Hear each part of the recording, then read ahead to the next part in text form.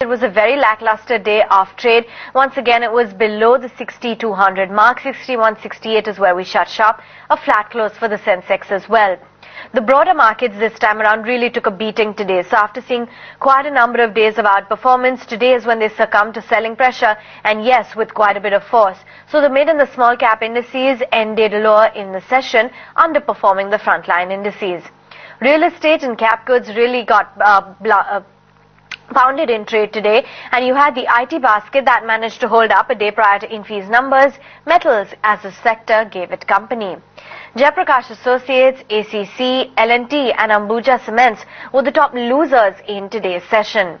Select stocks and sectors that were in focus. Let's start off with Muthoot Finance as well as Manappuram Finance, both of which shot up in trade after the RBI eased the gold lending norms for the non-banking finance companies, now allowing them to offer loans of up to 75% of the value pledged gold as against 60% earlier.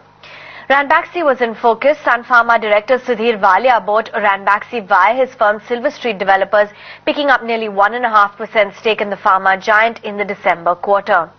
Cadila Healthcare on a tear has got the final approval for Duloxetine extended release pills. In the same sector, you had Suven Life. It got 3 patents for NCEs in Australia, Sri Lanka and South Korea.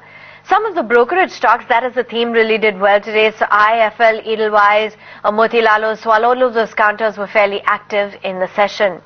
What got pounded today was also a Jubilant FoodWorks as the FI investment limit of 49% was reached. Credit Suisse also maintained an underperform. It raised the target though to 1,000 from 895 pardon me, and saying that the Q3 same-store sales growth may drop below 5%. HCL Technologies, Sterlite, NTPC and ONGC were some of the counters which lit up the screen today.